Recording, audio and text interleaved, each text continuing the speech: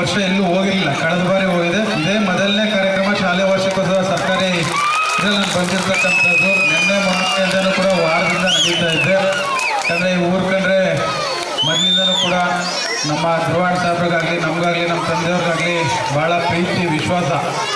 ಯಾಕಂದರೆ ನಮ್ಮ ಈ ಊರಲ್ಲಿ ಕನಿಷ್ಠ ಅಂದ್ರೂ ಕೂಡ ನಮ್ಮ ತಂದೆ ಅವಧಿ ಧ್ರುವಣ್ಣ ಸಾಹೇಬ್ರಿಗೆ ನಮ್ಮ ಅವಧಿಯಿಂದ ಒಂದು 12 ಕೋಟಿ ರೂಪಾಯಿ ಅನುದಾನಗಳನ್ನ ನಾವು ಕೊಟ್ಟಿರ್ಬೋದು ಅಂತ ಅನಿಸುತ್ತೆ. ಸಾಕ್ಷಿಗಳು ಇದೆ. ಸಿಮೆಂಟ್ ಕಾಂಕ್ರೀಟ್ ರಸ್ತೆಯಿಂದ ಹಿಡಿದು ಅಂಬೇಡ್ಕರ್ ಭವನದಿಂದ ಹಿಡಿದು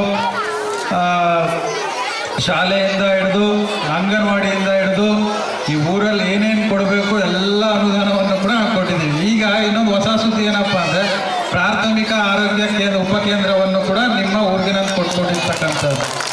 ಎಲ್ಲವನ್ನು ಕೂಡ ನೀವು ಕೇಳಿರ್ತಕ್ಕಂಥ ಮಾರಮ್ಮನ ಜಾತ್ರೆ ಇರ್ಬೋದು, ಅಂಬೇಡ್ಕರ್ ಜಯಂತಿ ಇರ್ಬೋದು, ನನ್ನ ಕೈಲಾಗಿರ್ತಕ್ಕಂಥ ಸಹಾಯ ಸಹಕಾರವನ್ನು ಕೂಡ ನಾವು ಹಿಂದೆಯಿಂದಲೂ ಕೂಡ ನಾವು ಮಾಡ್ಕೊ ಬರ್ತಾ ಇದ್ದೀವಿ.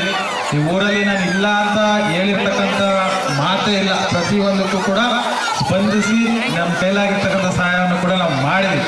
ಈ ಶಾಲೆಗೂ ಕೂಡ ನೀವು ಕೂತಿರ್ತಕ್ಕಂಥ ಶಾಲೆಗೂ ಕೂಡ 10 ಲಕ್ಷ ರೂಪಾಯಿ ಫಸ್ಟು 5 ಲಕ್ಷ ರೂಪಾಯಿ ರಿಪೇರಿಗೆ ಅನುದಾನವನ್ನು ನಾವು ಬಳಸಿದ್ದು. ಅದಾದ ನಂತರ ಮತ್ತೆ ಶೌಚಾಲಯಕ್ಕೂ ಕೂಡ ಅನುದಾನವನ್ನು ಕೊಡಬೇಕು ಅಂತ ಕೂಡ ಬೇಡಿಕೆಯನ್ನು ಇಟ್ಟಿದ್ದೀರಿ.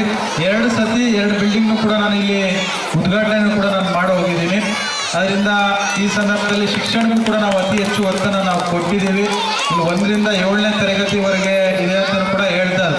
ಬಹುಶಃ ಇಲ್ಲಿ ವಾತಾವರಣ ನೋಡಿದಾಗ ನಾನು ಯಾವುದೋ ಪ್ರೈವೇಟ್ ಸ್ಕೂಲಿಗೆ ಬಂದಿದ್ದೀನೋ ಅಂತ ಅನಿಸ್ತಿತ್ತು. ಆದರೆ ನಮ್ಮ ಸರ್ಕಾರಿ ಶಾಲೆಯಲ್ಲಿ ಇಷ್ಟೊಂದು ಅರ್ಥಪೂರ್ವಕವಾಗಿ ಅದ್ಭುತವಾಗಿ 600 ಗ್ರಾಮದಲ್ಲಿ ನಮ್ಮಿರ್ತಕ್ಕಂಥ ಎಲ್ಲ ತಂದೆ ತಾಯಿಂದಿರು ಮತ್ತು ಇಲ್ಲಿರ್ತಕ್ಕಂಥ ಮಕ್ಕಳು ಅವರ ನೃತ್ಯವನ್ನು ನೋಡೋಕ್ಕೆ ತಾವೆಲ್ಲರೂ ಕೂಡ ರಿಲೇಷನ್ಸ್ನೆಲ್ಲ ಕರೆದು ಕಾಯ್ತಾ ಇದ್ದೀರಿ.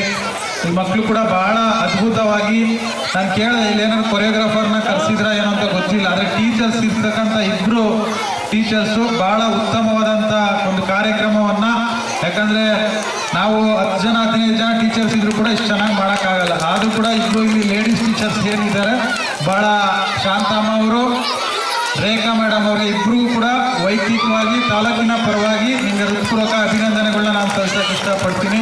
ಭಾಳ ಖುಷಿ ಆಗ್ತದೆ. ತಾವು ಸ್ಟ್ರಾಂಗ್ ಆಗಿ ಹೇಳ್ತಾರೆ, ಹೆಣ್ಮಕ್ಳೇ ಸ್ಟ್ರಾಂಗ್